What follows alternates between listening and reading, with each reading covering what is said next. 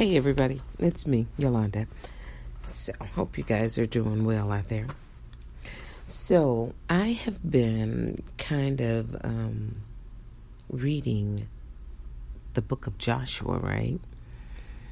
And, Joshua is like one of these books. Dude is awesome, He got my attention a while back ago when he, that scripture when he says, as for me and my house, we will serve the Lord. Excuse me.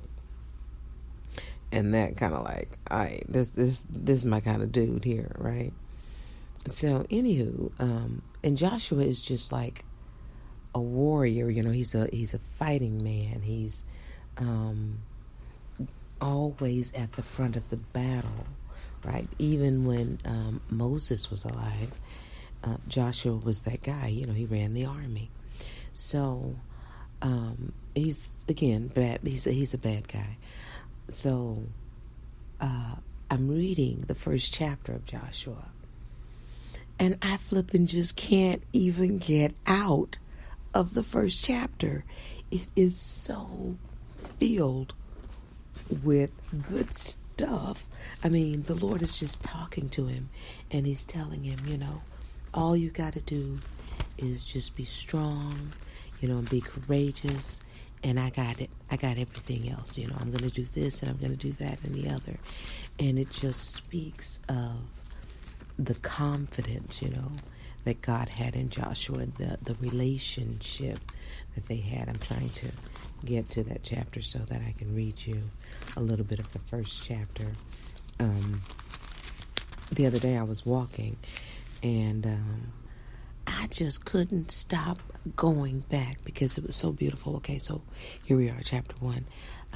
After the death of Moses, the servant of the Lord, it came to pass that the Lord spoke unto Joshua, and he said, my servant Moses is dead. Now therefore arise, go over this Jordan, you and all this people, to the land which I am giving to them, the children of Israel, and every place that the sole of your foot will tread upon, I've given to you, as I've said to Moses.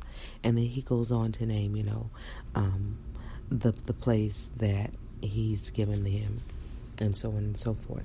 So, anyway, we get to chapter 2. I finally am, okay, I can't just stop right there. I got to go ahead and tell you.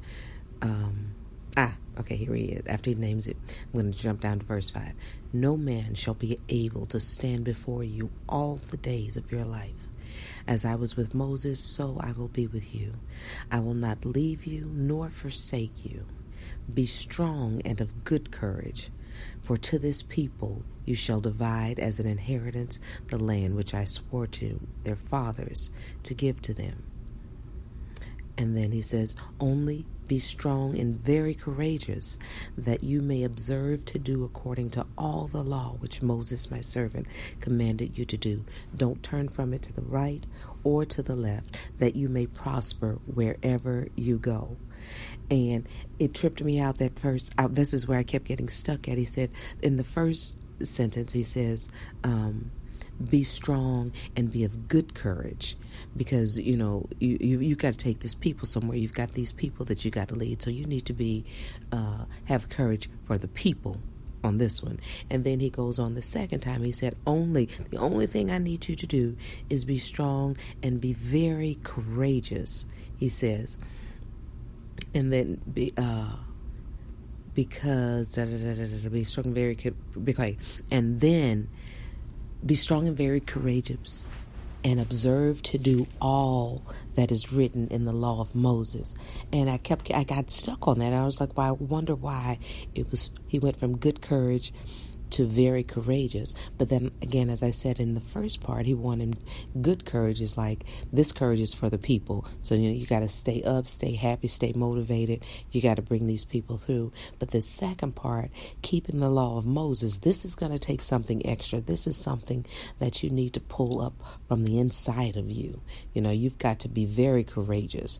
And it's so important because as you do and as you acknowledge the law of Moses and not turn from the left or to the right, because you're going to get distracted. It's so easy to get distracted, but it's very important that you stay focused, because that is how, he says, when you're going to need to meditate. Verse 8, this book of law shall not depart from your mouth, but you shall meditate in it day and night.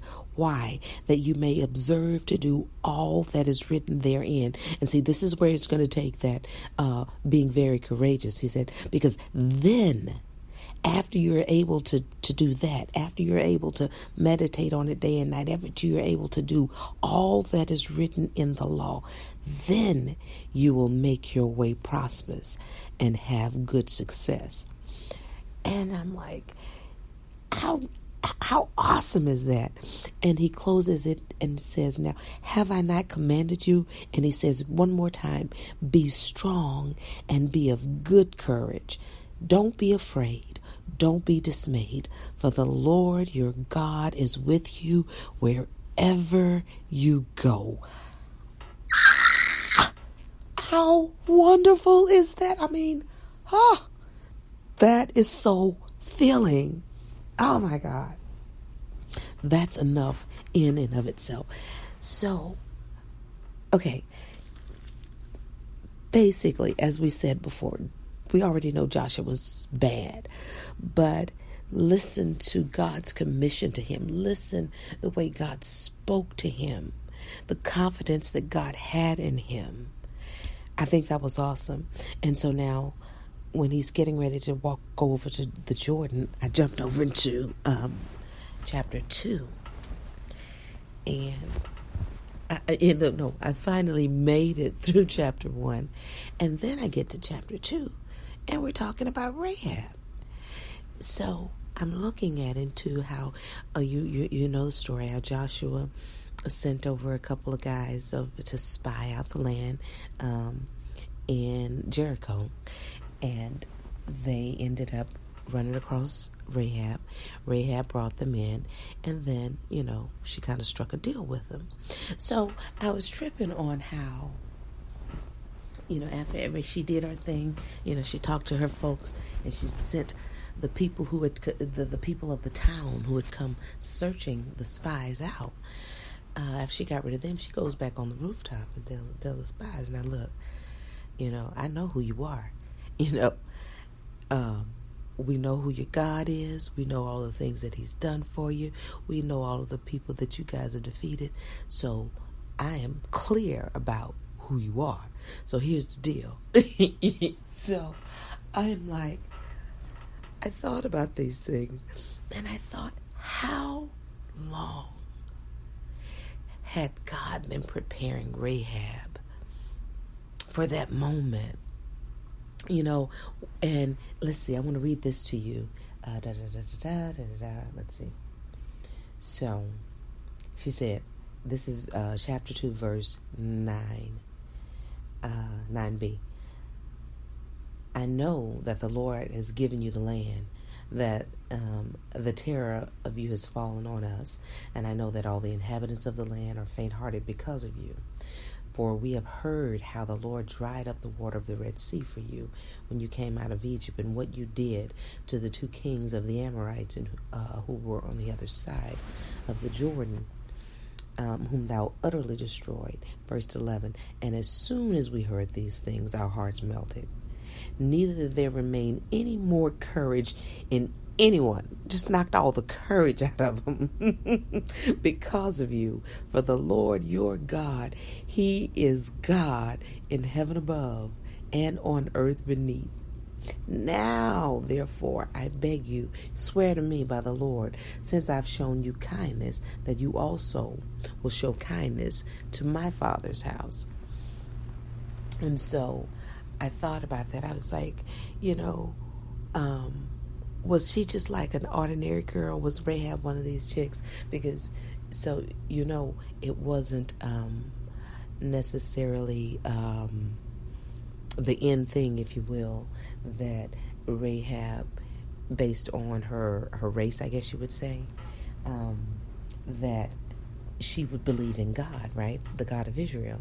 So I wonder, I was thinking, I said, was she just one of those chicks who were like, because we know she was a harlot. And was she like one of these girls who were like, you know what? I ain't into all that extra, my heart is right. I just believe in doing the right thing, If somebody need a few dollars, she had it, she'd give it to them, or place to stay or whatever.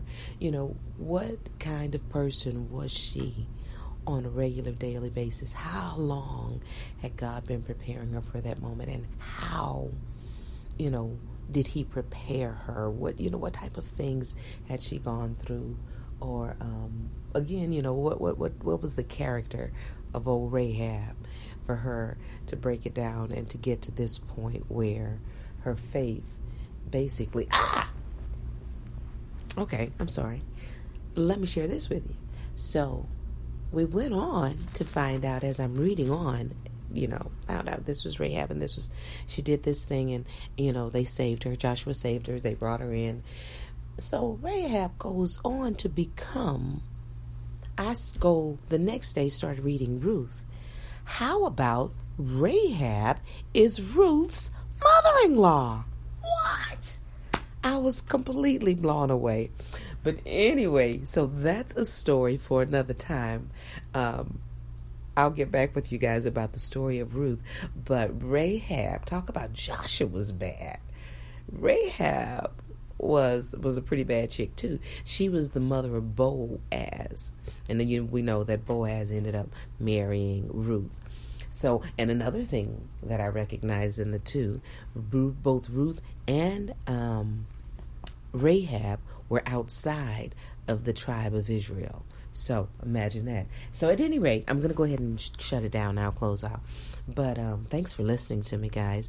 And I'll catch you guys the next time, and we'll talk a little bit about Ruth and the wonders of God in her life. Yet another Gentile. Alrighty. Love you guys. Talk to you soon.